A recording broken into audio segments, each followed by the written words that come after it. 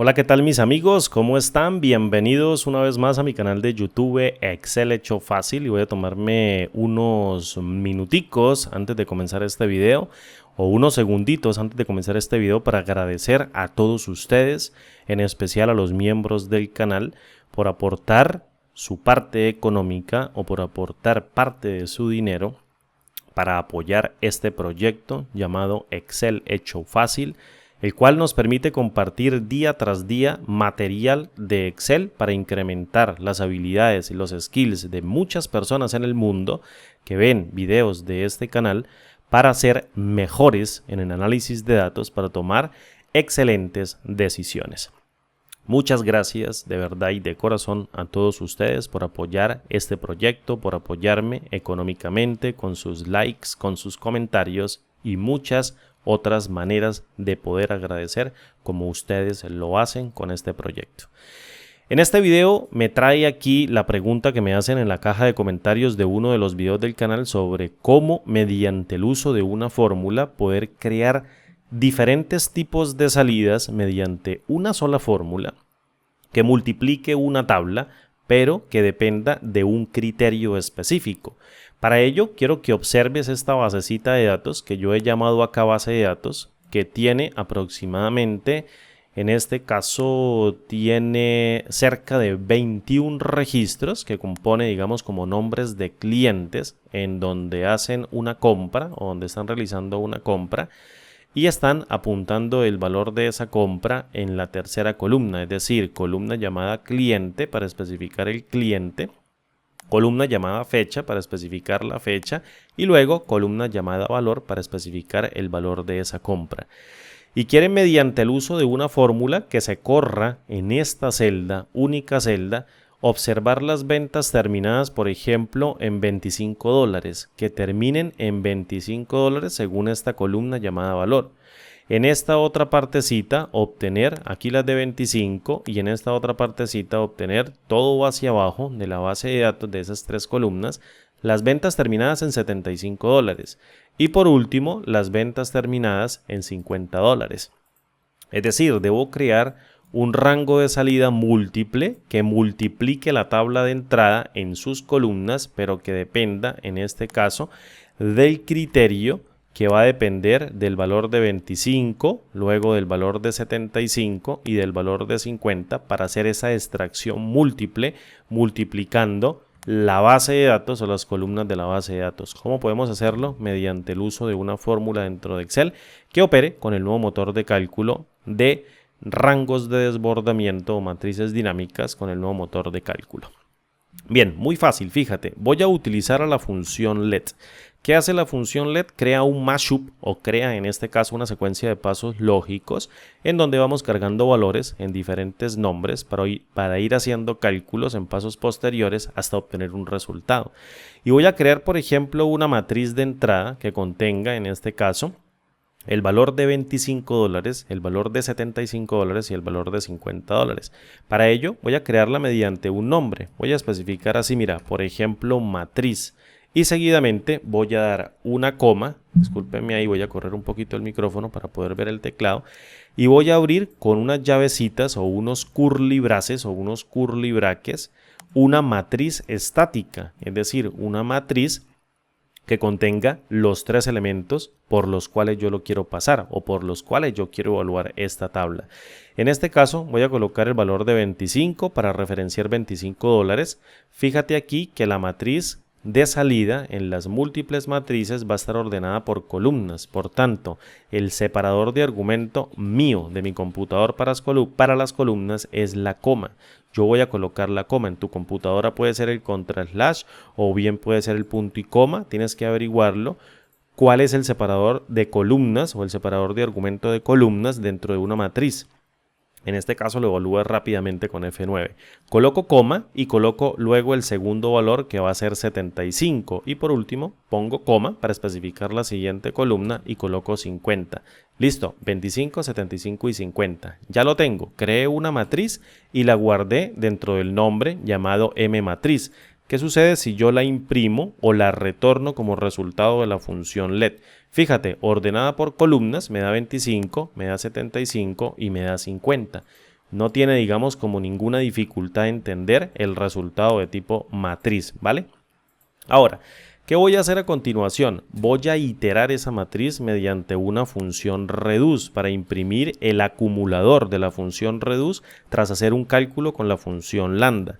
Llamo a la función reduce y luego en el initial value le voy a pasar una cadena vacía en el primer argumento para arrancar con una cadena vacía que posteriormente y a lo último la voy a eliminar. Le voy a dar una coma y en el array me está diciendo la función reduce: dame un array que yo quiero iterarlo o que yo lo voy a iterar. Yo le paso el array de la M matriz que creé en el primer paso a través del primer nombre, que contiene de manera ordenada por columnas el valor de 25, 75 y 50. Y seguidamente en el argumento llamado función voy a crear un lambda interno o el lambda interno de reduce. Este lambda interno me obliga a mí a declarar dos argumentos obligatorios. Me obliga a declarar el argumento que va a cargar el acumulador que se va a inicializar con la cadena de texto vacía y luego seguidamente me obliga a declarar un segundo parámetro que va a cargar el elemento, que en este caso es el elemento de la matriz que estoy iterando. Por tanto, le coloco emat para identificar el elemento de la matriz que va a llegar por parámetro desde esta matriz que estoy pasando dentro de la función reduce. En otras palabras, tomo el primer elemento y lo paso directamente dentro del parámetro llamado emat en el primer ciclo o primera iteración. Luego tomo el segundo y lo paso dentro de emat en el segundo ciclo, es decir, el valor de 75 lo paso luego en el segundo ciclo, ya llevo el 25 y el 75 y luego a lo último tomo el valor de 50, que sería en este caso este valor, y lo paso directamente dentro de emat para que la función lambda en su cálculo haga algo con él. Es decir, aquí va a estar el cálculo de la función lambda para hacer algo con el emat y con el valor del acumulador. ¿Qué voy a hacer a continuación? Pues ya tengo los dos parámetros por obligación que me obliga a declarar reduce mediante su lambda interno. Voy a pasar ahora sí al cálculo. Y en el cálculo voy a agarrar a la función apilar en horizontal para que me apile como en especie de una barriguita un filtro que incluya estas tres columnas de esta matriz de entrada pero con el valor de 25. Luego estas otras tres columnas con el valor de 50 y luego estas otras tres columnas que siempre se van a alimentar de la misma base de datos con el último valor que sería de 50. Tomo el valor de la variable acumulador que va a cargar de momento el initial value que va a ser un vacío. Tomo a la variable del acumulador y le digo, por favor, función apilar en H, apílame ese vacío con el retorno de la función filtrar, que en este caso, en el primer argumento denominado array, va a tomar toda la matriz de entrada que va a ser la columna cliente, la columna fecha y la columna valor, y le digo, por favor, filtrame cuyos o los valores cuyos finales o cuyos últimos dos dígitos terminen en el valor que estemos iterando mediante la función lambda a través de reduce.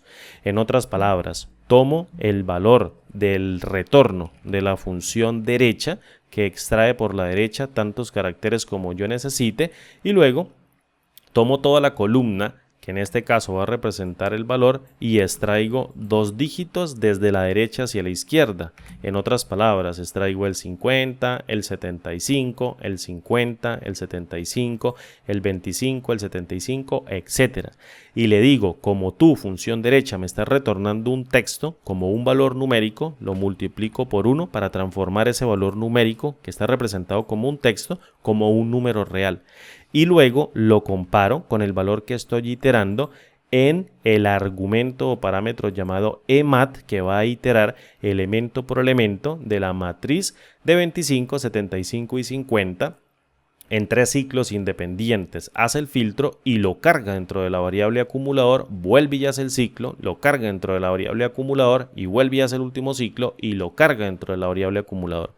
Como resultado voy a obtener tres filtros pegaditos y que se van a representar como tres tablas unidas con tres columnas independientes, cada una de ellas que están repitiendo las columnas de la base de datos pero filtradas por el criterio. Entonces yo le digo, dime cuáles de esos valores son iguales al EMAT, es decir, al elemento de la matriz que se está iterando. Fíjate ahora que si yo vengo y cierro a la función filtrar, luego cierro la función apilar en H, a la función lambda de la función reduce, cierro la función reduce y cierro la función let y evalúo con enter, obtengo como por arte de magia una matriz de salida. Esta matriz de salida va a tener una primera columna que va a poseer un vacío, que es el primer valor del acumulador, es decir, el initial value. Fíjate que está dando un vacío y un montón de errores de ND hasta completar todas las columnas de la matriz máxima que está imprimiendo la cantidad de clientes máximos para el retorno de ese resultado en los valores. ¿Listo? Ahora, ¿qué voy a hacer a continuación? Necesito quitar esta columna de la izquierda. Esto lo logro mediante la función excluir. Entonces, yo bien puedo seguir anidando aquí funciones dentro del cálculo, pero lo mejor sería crear esto mediante otro paso, y este otro paso lo puedo yo llamar, por ejemplo, como resultado o como matriz resultante, cualquier cosa que me permita a mí acortar el tamaño para hacer un cálculo mucho más corto que me permita entender la fórmula a través de la anidación de funciones. Recuerda, acortar funciones no significa colocarle nombres pequeños a los argumentos o a los argumentos de una función, significa acortar mediante el menor uso de fórmulas o el menor uso de funciones dentro de una expresión. Eso es acortar una función, no colocándole valores pequeñitos a los nombres que me permita reducir, pero que cuando voy a leer otra vez la fórmula no puedo entender absolutamente nada. Entonces voy a colocarle, por ejemplo, que esta expresión se llame resultado, le voy a dar una coma y le voy a asignar el retorno de la función reduce con la lógica que te expliqué hace un segundo, y posteriormente ahora en el nuevo cálculo de la función let voy a utilizar a la función excluir y le digo tómame la matriz del resultado que creamos en el paso anterior y excluye por las filas ninguna fila, pero por las columnas excluye la columna número 1, es decir, de izquierda a derecha excluye la primera columna. Fíjate que si cierro la función excluir y luego cierro la función let y evalúo con enter, estoy obteniendo ahora sí una matriz que tiene mucho, digamos, como más sentido respecto de lo que me están pidiendo, crear diferentes tablas de salida que dependan del criterio que yo necesito sacar. Ahora bien, fíjate que hay un montón de errores. ¿Por qué sucede esto? Porque esta es la matriz más grande. Como esto es un rango de desbordamiento, las otras matrices se acoplan al resultado más grande. Por tanto, al no haber valores resultantes para el criterio de 25, generamos errores o la fórmula genera errores como salida, al igual que en el valor de 50. ¿Cómo hacemos para corregirlo? Pues simplemente utilizando a la función si.error y evaluando este valor en donde el resultado que me genere un error yo lo puedo reemplazar por un vacío y listo. Es decir, evalúo con si.error el resultado de la función excluir. Evalúo con enter y estoy obteniendo el resultado.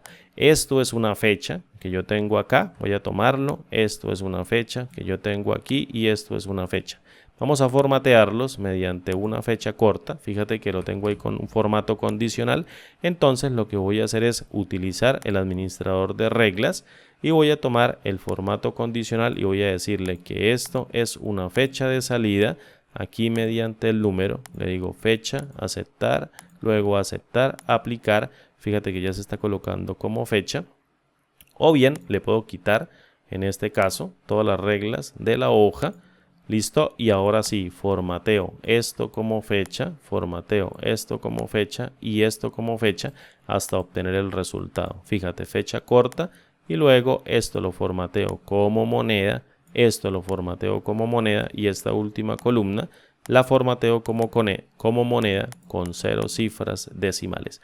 Y tendría prácticamente 3 tablas resultantes con una sola fórmula mediante 3 filtros de criterios para 25, para 75 y para 50 en el orden que yo necesite y que yo quiera. Fíjate que los valores aquí están devolviendo 25, 25, 25 y 25, es decir, todos terminan en 25, estos terminan en 75 y estos terminan en 50, dependiendo de lo que tú necesites. Tú puedes emplear la fórmula que tú quieras. Entonces, estos valores tendrían un color, por ejemplo, de relleno de verde, estos tendrían un color, por ejemplo, de rosa, y estos tendrían un color, por ejemplo, de azul. Mira, así estaría bien.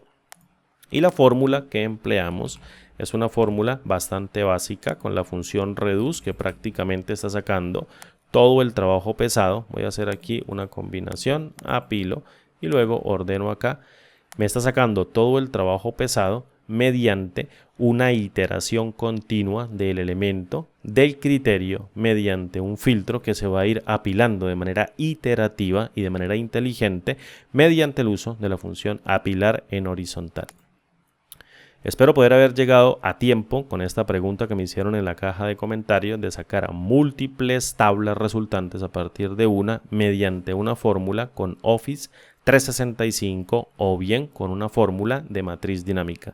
Mi nombre es Andrés, nuevamente les extiendo los agradecimientos por apoyar de corazón y bien grande a este proyecto y como digo siempre, nos vemos en el siguiente video tutorial. Hasta pronto y chao.